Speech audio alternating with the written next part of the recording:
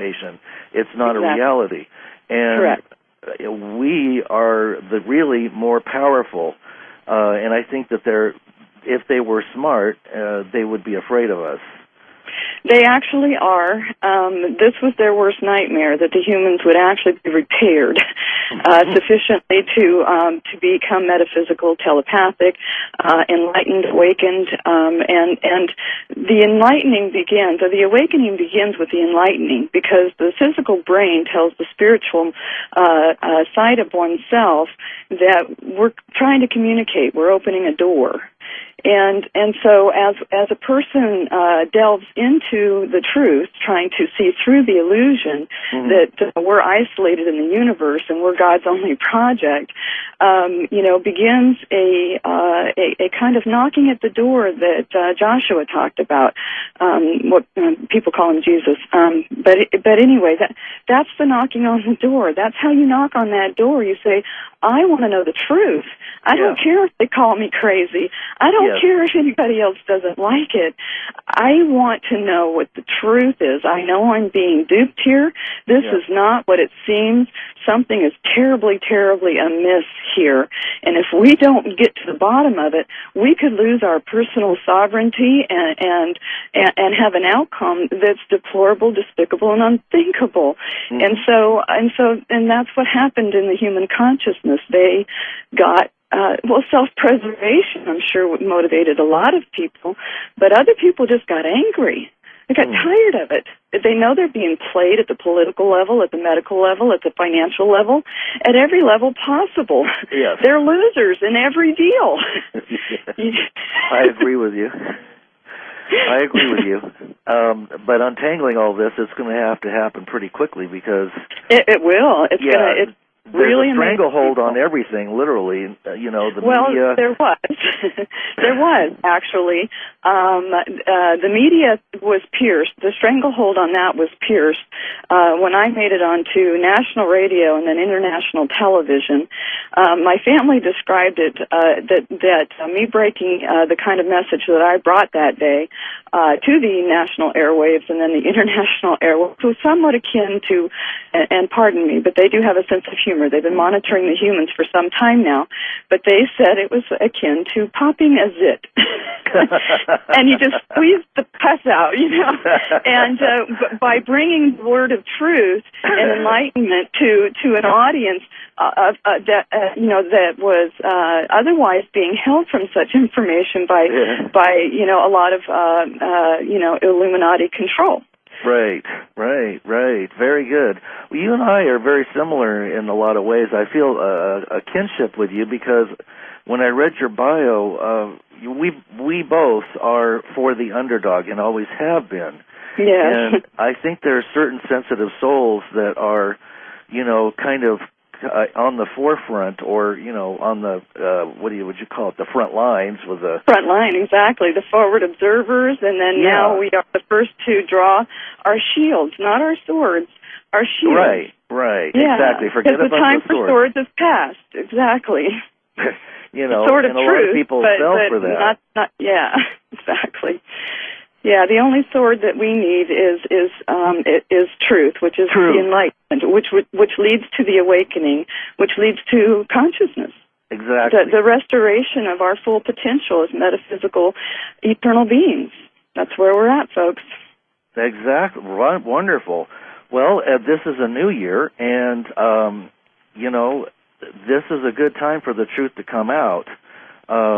One of the people who is involved with the WikiLeaks and has been for decades is John Young, and I guess there's a group of people that have been behind that for decades now, and they're very I mean, they're not a bunch of kids. These are business people. Oh no. And the wealthy who feel that the truth really needs to come out. And one of the things that stood out in my mind about what's going to come out soon, which got validated in some of Cliff High's writings, is that the Vatican is going to be exposed for their 2,000 years of horrors that have been created, and their collusion. Yeah, their collusion with the lower entities. Exactly. Yes, it's going to be shocking when when the truth comes out. I mean, it'll make pedophilia look like Disneyland.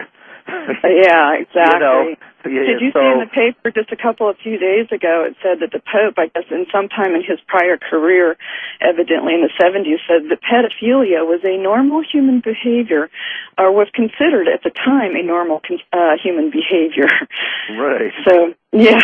Okay. So, just throwing that out there.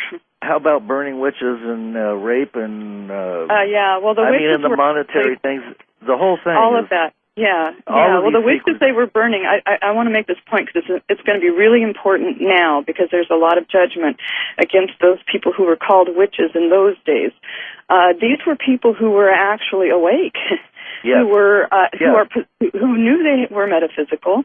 They understood how energies worked. They were sensitive to crystals and living things, and they knew how to cluster energies together for manifestation effect. And so they were powerful angelic beings. And so, but they told the humans that these were horrible black magic workers, and they were just naturalists. They were just close to the earth. What a lot of people call Wiccans today, and they fell into derision because they don't want the humans to be in touch with the energies and able to communicate with living things. Exactly. To be able to communicate to a planet or to a galactic consciousness, to channel it. I mean, I had some confusion about, who I channel and who I am there for a little while, and now I understand that the consciousness is merely available here now. It's being channeled here from all over the cosmos. There's many consciousness, common ones, with identities that are familiar to us in human history, in the Bible and mythology, et cetera, et cetera, et cetera. And so it's an interesting phenomena to be in touch with great consciousnesses that are just just magnificent in their magnitude, well, I think and have it affect so many humans at the same time. You know, it's just remarkable. Well, that's us. I mean, we're getting in touch with ourselves. And, well, yeah. When you mentioned the witches being burned, it reminds me of all the indigenous tribes that have been systematically wiped out. Oh yeah. Almost to the last one. The predation on them has been horrendous. I don't know if you were aware that the Pope was served by an international tribunal for crimes against humanity. 50,000 indigenous children entrusted to the Catholic Church, either in schools or orphanages, went missing over the years since he's been Pope. And they have been crying bitterly out for his attention on this, to send for an investigation. He never called for one in like the 5 or 7 years or whatever it was that they were imploring him for help. And so when they filed this thing, other nations became aware of it, and these poor people who can't afford to fight, fortunately their plight became known to an attorney who knows international law, and free of charge he represented them and did an investigation evidently and found out, and 5 other countries joined in these allegations against the Pope, and he was served publicly, and if he doesn't show up to court in January, he's going to be arrested without trial and simply jailed as a guilty person. His absence will be interpreted as an admission of guilt. No questions asked. That's what that man is facing right now. There's a lot of people that should be in jail. I think half the globe would disappear if the truth was told. And it'll be quiet for a while for various and sundry reasons. They'll be given the option to actually join us in the light without recrimination or anything. Just come with us. Well, that would be fine. But what about the scorched earth policy? And they've been trying that, but all of their efforts have been thwarted, or ameliorated to a very large degree. The humans have no idea how many things have been attempted over the last couple of decades, actually, covertly using biological warfare, such as flu viruses, and then inoculations that are actually meant to make you more susceptible, not less. Absolutely. And chemtrails. All of that stuff. Oh, yeah, the laundry list. It's diabolical, really. It is diabolical. But when you examine how they operate, you realize that there is a lower level of intelligence being employed. Yeah. They've gotten away with a lot because they're so diligently patient and just incrementally, teeny tiny steps moved it forward. So it's like raising the temperature in a pot of water. You know, if you have frogs in there, they're not going to move until it's too late because the temperature rises so gradually. They just don't notice it until they're just in too hot of water to really function. Yeah, and that's kind of where we got. Where fortunately we felt it get a little too hot, and we were still functioning. Yeah. We had a lot of help, though. The humans have had a lot of help. There's a lot of species that are directly involved and have their own agenda for being involved directly, and I mean as incarnated here. And there's a lot of relationships that spread in many different directions that humans are only vaguely aware of. Mm-hmm. And so they incarnated in fetuses. Actually, they've been coming in waves. And you know, when the time was right, they were to awaken and begin the process of rebuilding. And you know, I am one of those people that just rushes headlong without really stopping and thinking or contemplating or meditating or anything like that. So my awakening was kind of shaky and all over the place and in everybody's face, quite public. And you know, and it actually, my family said, though, that this is going to be instructive because the awakening process can be quite jarring if you're completely unprepared for it.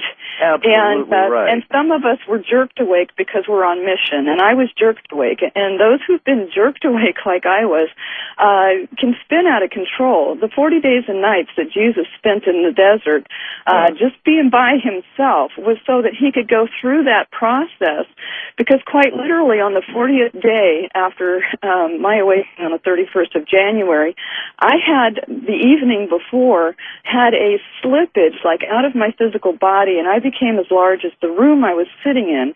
And my thought process was in analyzing a movie in the paradigm of aether physics, and the characters to me were just moving energies, and so I was losing touch with this 3D reality, and I could have quite easily left right then.